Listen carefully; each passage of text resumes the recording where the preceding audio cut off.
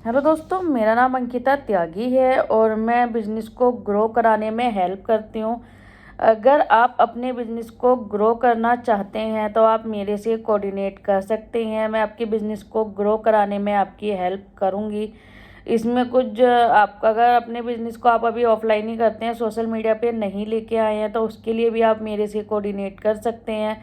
अगर आपका business already online है बट आप जैसा रिज़ल्ट चाहते हैं आपको वैसा रिज़ल्ट नहीं मिलता, तो अगर या आप अपने बिज़नेस की मार्केटिंग करते हैं सोशल मीडिया पे बट आपको वो रिज़ल्ट्स नहीं मिल पा रहा है जिस रिज़ल्ट्स के आप चाहते हैं, क्योंकि सब यही चाहते हैं आपका बिज़नेस जल्दी ग्रो करे। अगर आप एज ए फ्रीलांसर वर्क करते हैं और आपको ये नहीं पता कि बिज़नेस को कैसे रन करना है, आपको बिज़नेस के बारे में नॉलेज नहीं मिल पा रही है, आपने स्टार्ट तो कर लिया है बट आप ग्रो नहीं कर पा रहे हैं, तो आप मेरे से कोऑर्डिनेट कर सकते हैं। तो मैं आज जो बात करूंगी वो हम बात करते हैं कि कैसे हम बिज़नेस को ग्रो कर सकते हैं, किस टॉपिक पे हम बात करेंगे। तो हम रियल इस्टेट को ही ले लेते हैं। अगर मैंने रियल इस्टेट किया है तो मेरे को रियल इस्टेट की नॉलेज भी है। मैंने रियल इस्टेट भी किया है, मैंने कंसल्टेंसी में भी वर्क किया है, कंसल्टेंसी मेरी अपनी भी है और मैं एज ए फ्रीलांसर मैंने सारे प्रोजेक्ट्स पे वर्किंग करी है। रियल इस्टेट्स में मैंने लोन डिपार्टमेंट्स में भी वर्क किया है। और रही दूसरी बात सॉरी, अगर आप मतलब कि जो अगर आप जानना चाहते हैं तो हम कैसे ग्रो करते हैं, मेरा अपना पर्सनल एक्सपीरियंस है कि हम कैसे क्लाइंटों को मतलब कैसे क्लाइंटों को कनेक्ट कर सकते हैं अपने प्रोजेक्ट्स में, या कैसे हम क्लाइंट तक जा सकते हैं। हम लोग जब जैसे मैंने स्टार्टिंग करी थी, मैं अपना ही बता देती हूँ। तो मैंने फ्रीलांसर किया था तो मैंने डेटा के लिए सबसे कोऑर्डिनेट किया। मैंने जो डिजिटल मार्केटर हैं कि आप मेरे को वहाँ का डेटा दे दो, वहाँ का दे दो, बट डेटा दिया, कॉलिंग करवाई भी एंड करी भी, बट वो रिजल्ट्स नहीं आया जो रिजल्ट्स हम चाहते थे। क्योंकि उनमें से जो उन्होंने डेटा दिया वो सोसाइटी का दिया तो वो तो ऑलरेडी फ्लैट्स ले चुके थे, ना उन्हें इन्वेस्टमेंट करनी थी, ना उन्हें उनकी नीड थी। तो जब ना नीड थी ना इन्वेस्टमेंट थी तो वो क्लाइंट जीरो था। बट मेरा जो पे आउट था वो तो चला गया। फिर मैंने जो टेलीकॉलर्स रखे थे उनको भी मैंने दिया तो उनकी सैलरी मेरे को जा रही थी। तो मेरा बिजनेस ग्रो होने की जगह वो हो गया लॉस। तो अगर आप भी ऐसा ही कुछ कर रहे हैं रियल इस्टेट्स में और आपको नहीं मिल मतलब ग्रो करने की जगह आप लॉस में जा रहे हैं, तो आप मेरे से कोऑर्डिनेट कर लीजिए। मैं आपको अच्छे से सजेशन कर दूंगी कैसे आपको अपने बिजनेस को ग्रो करना है। ओके, ग्रो करने के जो स्टेप्स होते हैं वो ज़्यादा नहीं होते हैं, मैं आपको बाय वन मतलब एक एक करके बता देती हूँ। हमें पहले अपनी बिजनेस की वेबसाइट्स होनी चाहिए अगर आप वर्किंग लाइफ टाइम करना चाहते हैं। अगर आपको ये है कि 2-4 महीने करके छोड़ देना है तो उसके उनके लिए ये वीडियो नहीं है। पर अगर आप अपने बिजनेस को आगे तक ग्रो करना चाहते हैं लाइफ में, आप चाहते हैं कि आप तो कर ही रहे हैं बट आगे आपकी अगली पीढ़ी भी इसी बिजनेस को करे, तो आप ये वीडियो देख सकते हैं। उनको आप एक अच्छा सेटअप्स करके आप इस बिज़नेस को ज़्यादा से ज़्यादा ग्रो करा सकते हैं।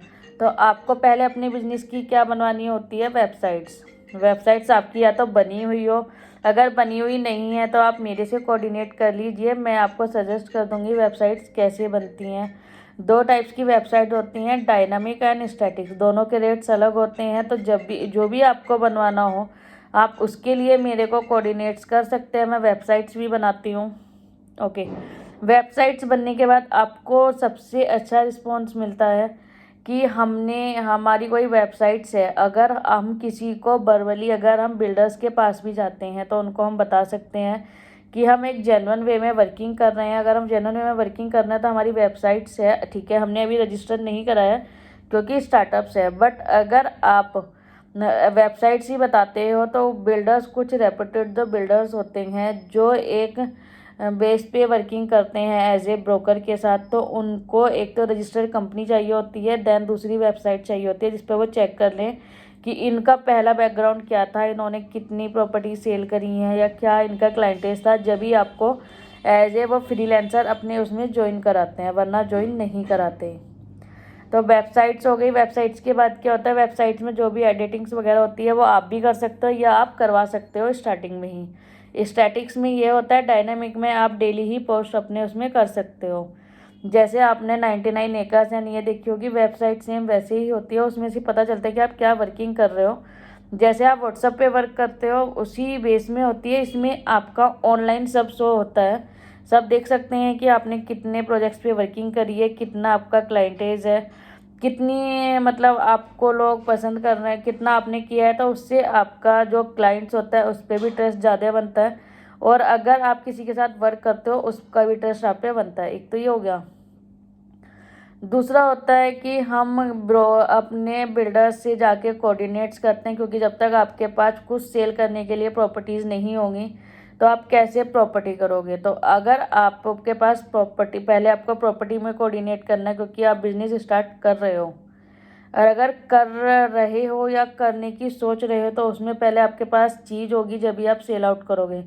तो वो वेबसाइट्स के अंदर जाएंगे, वेबसाइट्स के अंदर जाएंगी तो फिर आप उसको सोशल मीडिया पे लेके आओगे, या फेसबुक पे पेज भी बनाओगे एंड आईडी बनाओगे, इंस्टाग्राम पे भी आईडी बनाओगे एंड यूट्यूब पे भी अपना चैनल्स बनाओगे। क्योंकि कहीं भी हो सकता है क्लाइंट किसी भी जगह जाके अब सर्च करता है। दो ही जगह क्लाइंट सर्च करते हैं, क्योंकि दो ही चीज़ें आजकल देखी जाती हैं, यूट्यूब एंड गूगल। गूगल में अकाउंट बनता है, वो गूगल में अकाउंट आप खुद नहीं बना सकते, वो डिजिटली, जिनको डिजिटल की नॉलेज होती है वही बनाते हैं, और उसमें रिस्पॉन्सेस आते भी हैं। क्योंकि दो ही जगह सर्चिंग होती है, जॉब हो या प्रॉपर्टी हो, या तो वो गूगल पे सर्च करते हैं या वो फेसबुक पे सर्च करेंगे, या फिर वो थर्ड ऑप्शन होता है यूट्यूब। यूट्यूब पे देखते देखते हो सकता है, अगर आप यूट्यूब पे ऐड चलाते हैं तो जो लोग प्रॉपर्टी सर्च करते हैं एड्स वाले उन्हीं को दिखाते हैं। तो अगर किसी को पसंद आती है प्रॉपर्टी तो वो आपसे डायरेक्टली कांटेक्ट करते हैं।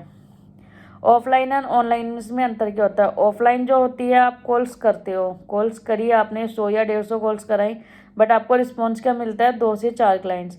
वो बोलते हैं हम आज नहीं कल आएंगे, कल नहीं परसों आएंगे, बट वो कोई आता है कोई नहीं आता, क्योंकि वो आपका एक रैंडमली कॉल्स है।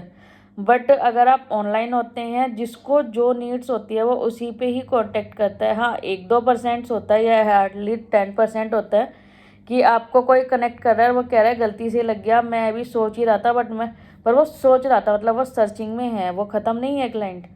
तो पर ऑफलाइन में हमें नहीं पता कि वो सर्च कर भी रहा है या नहीं कर रहा। उसने हाँ बोल दिया, हो सकता है वो सर्च ही ना कर रहा हो, बट हमारी क्या होती है कि उससे उम्मीद होती है कि चलो क्लाइंट आएगा और वो क्लोज हो जाएगा।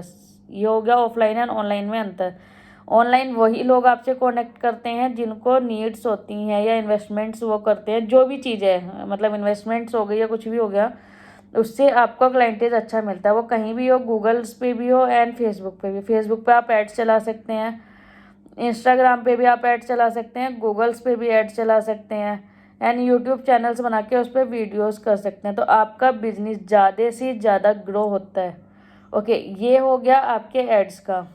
आपको डेली मंथली एड्स चलाने होते हैं, चलाते हैं तो उससे रिजल्ट अच्छा आता है।